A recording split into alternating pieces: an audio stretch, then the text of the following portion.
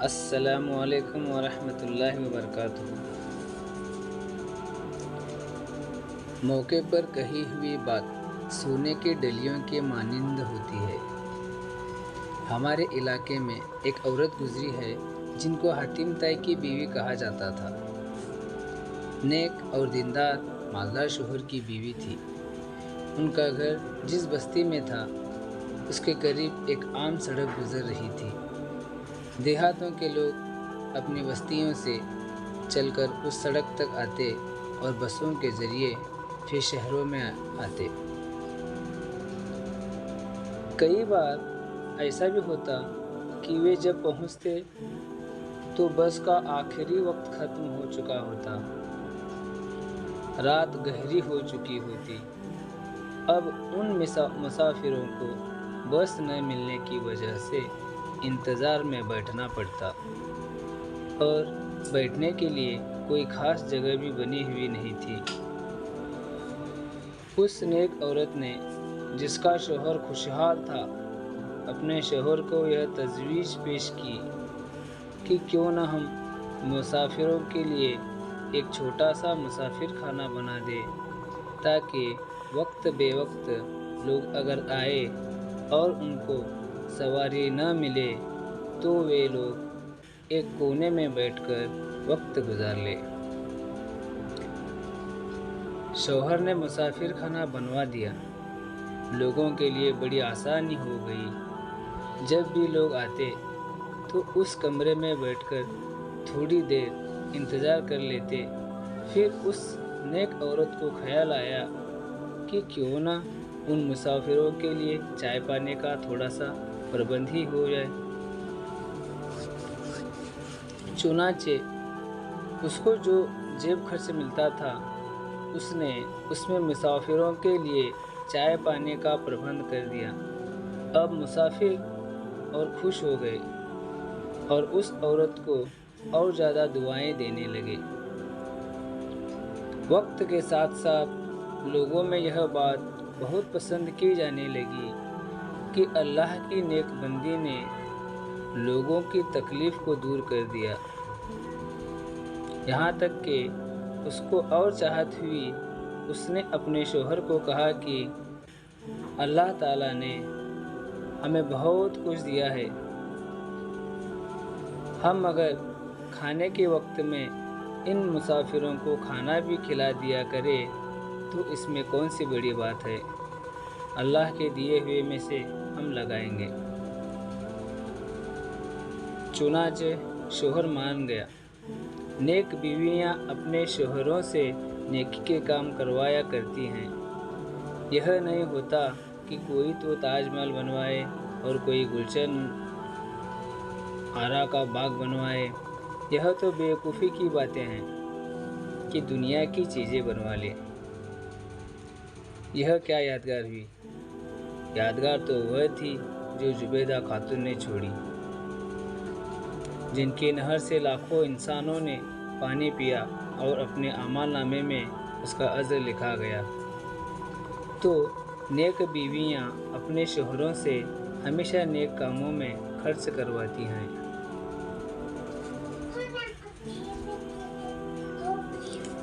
چنانچہ شوہر نے مسافروں کے لیے کھانے کا انتظام بھی کر دیا۔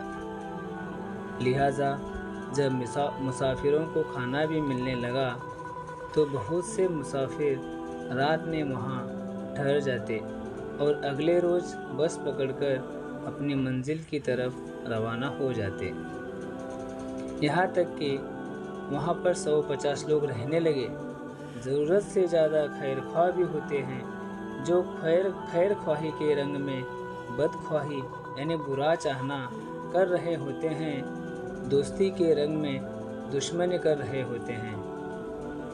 چنانچہ ایسے آدمیوں میں سے ایک دو نے اس کے شوہر سے بات کی کہ تمہاری بیوی تو فضول خرچ کرتی ہے، 150 آدمیوں کا کھانا روز پکا رہی ہے، 150 آدمیوں کا کھانا روز پک رہا ہے۔ یہ فالتو قسم کے لوگ، نشٹو اور نالائق قسم کے لوگ آ کر یہاں پڑے رہتے ہیں، کھاتے رہتے ہیں तुम्हें अपने माल का बिल्कुल एहसास नहीं, यह तो तुम्हें डुबो कर रख देगी। उन्होंने ऐसी बातें कही कि शौहर ने कहा कि अच्छा, हम उनको पानी तो देंगे, अलबत्ता खाना देना बंद कर देते हैं। चुनांचे खाना बंद कर दिया गया।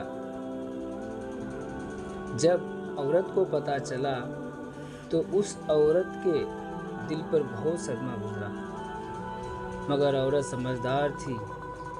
वह जानती थी कि मौके पर कही हुई बात सोने की डलियों की मानिंद होती है।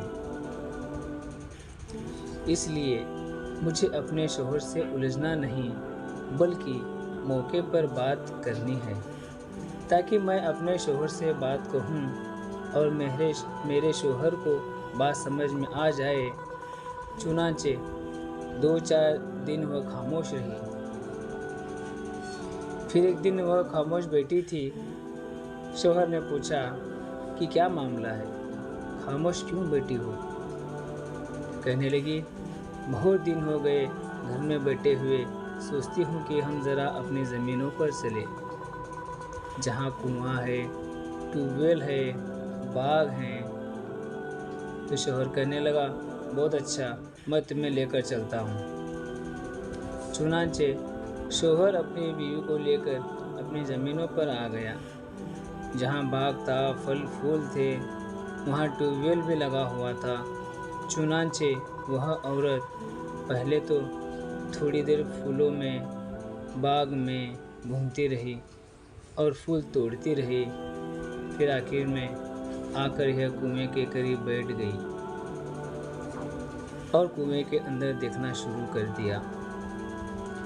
शौहर समझा कि वैसे ही कुएं की आवाज़ सुन रही होगी, पानी निकलता देख रही होगी।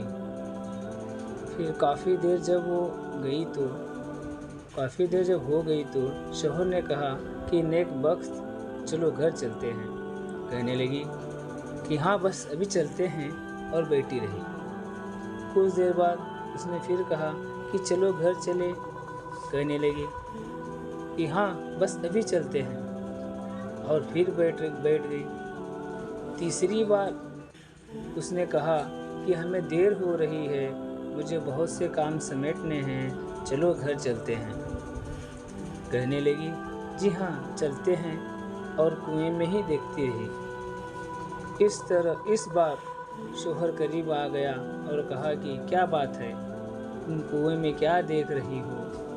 तब उस औरत ने कहा कि मैं देख रही हूँ कि जितने डोल कुएं में जा रहे हैं, सब के सब कुएं से भरकर वापस आ रहे हैं, लेकिन पानी जैसा था वैसा ही है, ख़त्म नहीं हो रहा। इस पर शौहर ने मुस्कुराया और कहने लगा कि अल्लाह की बंदी, भला कुएं के पानी में कभी कमी आती है? यह तो सारा दिन और सारी रात भी अगर निकलता है और डोल भर भर कर आते रहेंगे, तब भी कम नहीं होगा। अल्लाह ताला नीचे और भेजते रहते हैं। जब उस मर्द ने यह बात कही, तब उस समझदार औरत ने जवाब दिया। कहने लगी, अच्छा, ये इसी तरह डोल भर भर कर आते रहते हैं और पानी वैसा ही रहता है, नीचे से और आता रहता है। फिर शौहर ने कहा कि तुम्हें नहीं पता? बीवी ने कहा कि मेरे दिल में एक बात आ रही है कि अल्लाह ने नेकियों का एक कुआं हमारे यहाँ भी जारी किया था, मुसाफिर खाने की शक्ल में। लोग आते थे और डोल भर भर कर ले जाते थे। तो क्या आपको खतरा हो गया था कि उसका पानी ख़त्म हो जाएगा, अल्लाह ताला और नहीं भेजेगा? अब जब उसने मौके पर बात कही तो शौहर के दिल पर जा कर लगी। कहने लगा कि तुमने वाकई मुझे कायल कर लिया। समझदार औरतों की ऐसी ही निशानी होती है। चुनांचे शौहर वापस आ गया और उसने दोबारा मुसाफिर खाने में खाना शुरू करवा दिया, और जब तक मियाँ बीवी जिंदा रहे, मुसाफिर खाने के मुसाफिरों को खाना खिलाते रहे। यहाँ سے یہ معلوم ہوا کہ نیک بیویاں فوراً جواب نہیں دیا کرتی، بلکہ بات کو سن کر خاموش رہتی ہیں، سوچتی رہتی ہیں، پھر سوچ کر بات کرتی ہیں، انجام کو سامنے رکھ کر بات کرتی ہیں، موقع پر بات کرتی ہیں۔ اور کئی بار یہ دیکھا گیا ہے کہ مرد اگر غصے میں کوئی بات کر بھی جائے گا تو دوسرے موقع پر وہ خود معذرت کر لے گا اور کہے گا کہ مجھ سے غلطی ہوئی۔ لہٰذا اگر ایک موقع پر اپنے کوئی بات کہی، اس پر مرد نے کہا کہ میں ہرگز نہیں کروں گا، آپ خاموش ہو جائیے، دوسرے موقع پر وہ خوشی سے بات مان لے گا۔ یہ غلطی ہرگز نہ کرے کہ ہر بات کا جواب دینا اپنے اوپر لازم نہ سمجھے۔ اس غلطی کی وجہ سے بات کبھی چھوٹی ہوتی ہے مگر بات کا بتنگڑ بن جاتا ہے اور جھگڑا اور وواد پیدا ہو جاتا ہے اور میاں بیوی کے اندر جدائی ہو جاتی ہے، اور شیطان یہی تو چاہتا ہے۔ اس لیے عقل مند عورت پہلے تولے گی اور پھر بولے گی، اس لیے کہ اسے پتہ ہے کہ اگر میں موقع پر بات کہوں گی تو اس بات کا نتیجہ اچھا ہی نکلے گا۔ دوستو، یہ میری ویڈیو کیسی لگی مجھے کمنٹ میں بتانا۔